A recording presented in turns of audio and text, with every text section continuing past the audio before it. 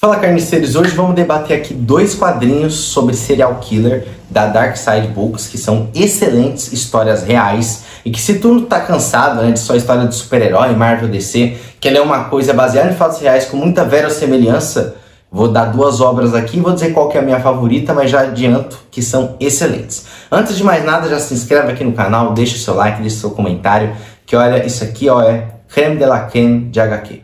Bora lá, vou começar pelo Ed Gein, aqui ó, baita HQ, todo em branco e preto, e pra quem não sabe, né, a história desse serial killer inspirou até o Hitchcock a fazer o Psicose, inclusive inspirou o Hannibal Lecter, porque tratava-se aqui de um psicopata com problemas, né, com a mãe e que degolava mulheres, assim, é um quadrinho muito pesado, ele é contado em capítulos, né, inclusive até começa aqui mostrando aqui a estreia do filme Psicose, bem legal. Mostra também aqui o Hitchcock falando sobre, ó, a gente vê a cara dele, ó, parece o Jacan, vocês já pararam pra pensar nisso?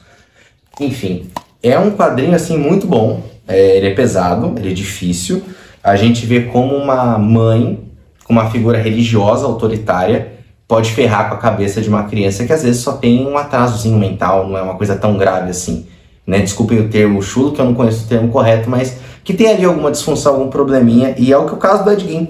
Ele não era 100% da cabeça, mas a pressão psicológica, o pai alcoólatra, hiper religioso, preferência pelo irmão, acabou com a cabeça dele, né?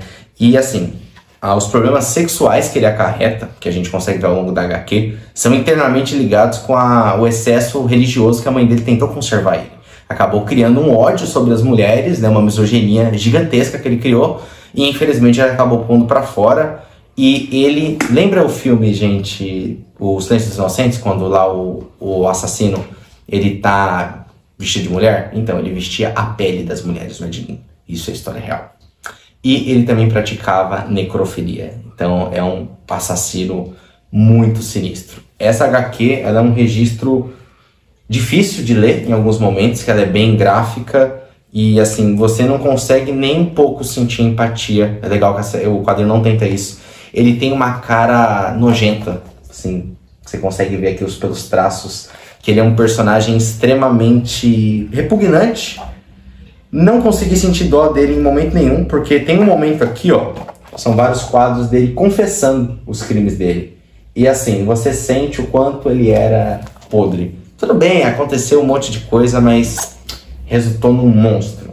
O ritmo da HQ é bom, é bem fácil de ler, não é rebuscado, não é pesado, mas assim, tinham formas mais sucintas de ser contada essa história. Tem um pouquinho de barriga, dava pra ter sido um pouco mais gráficas, tipo, você não fica chocadão assim de ler isso aqui, saca? Tu fica chocado, mas não fica tanto.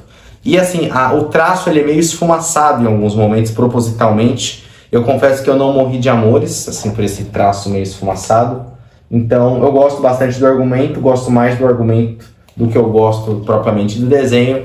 Diria que é um quadrinho 8 de 10 aí, excelente dentro do gênero. E se você não conhece a história do Ed Gein e gosta, sei lá, do filme Psicose e Silêncio dos Inocentes, leitura obrigatória. Vamos pro outro aqui, Red River Killer, né? Então, é um quadrinho elogiado pelo próprio Brian Michael Bendis, né? Ganhou o prêmio Eisner, né, de melhor obra baseada em fatos reais. E assim, o Jeff Jensen e o Jonathan Casey, né, que foram os escritores e o desenhista, se mandaram muito bem. E assim, o desenho, eu vou ser sincero com vocês, de primeira, ele parece um pouco infantil, sabe, meio cartunesco assim demais. Mas isso vai criar um contraste tão bizarro com o que está acontecendo. A simplicidade dos traços consegue trazer muita coisa. Então é um quadrinho que talvez demore um pouquinho para você pegar o ritmo, principalmente se você lê muita coisa extravagante, também em branco e preto, assim como o outro. Mas quando você começa a pegar o ritmo dele, é muito legal. O prefácio da história é escrito pelo Brian Michael Bendis, né, que, pô, dispensa apresentações, Demolidor, cara, é um monstro das HQs. E o pai do escritor dessa HQ, do Red River Killer, foi o investigador. Então é uma carta de amor do filho pro pai. Então tem muita riqueza de detalhes na questão familiar do investigador, lidando com a família, com o filho, com a esposa, tem uns detalhes com o cigarro que ele fuma, que você fala assim, que se você lê sem saber disso, você fala, caraca, de onde ele tirou tanto detalhe? É porque é ele contando as memórias do pai dele. Então é um quadrinho que, diferente do outro, ele tem coração. Então é um quadrinho que te emociona. Você quer saber, e assim, quando você descobre quem é o assassino, né, o Grand River Killer, que ele saía com mulheres e no final do encontro ele matava elas e deixava os ossos em lugares, uma coisa bem grotesca. E quando você começa a ler isso aqui, e você quer saber quem é, quando você descobre, putz, cara, é um cara que parece tão comum, isso é assustador. O outro tem mais aquela cara caricata de psicopata, ele tem cara de uma pessoa perturbada. Já esse aqui, ele não tem cara de uma pessoa perturbada, saca? Então, perturba mais saber que isso existe. Ambos são baseados em história real. E, assim, esse aqui é um 8 de 10. Esse aqui, pra mim, gente, é um 9,5 de 10. Só não dou 10 que o ritmo dele aqui, quando chega no meio, ele fica um pouco, assim, pesaroso. Mas, assim, é pouco tempo.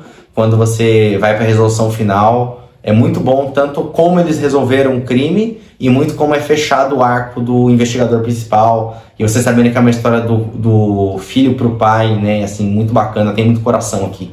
Nesse quadrinho aqui falta coração. Mas se você, assim como eu, gosta de histórias perturbadoras, gostou da série de Jeff Dahmer, gosta do Hannibal, Silêncio dos Inocentes, Psicose, gosta de terror, são duas obras excepcionais. Se possível, leia um seguido da outra. Talvez você tenha uma opinião diferente da minha. Por hoje é só, espero ter feito boas indicações aqui pra vocês. Vou ficando por aqui e até o próximo vídeo. Tchau, tchau.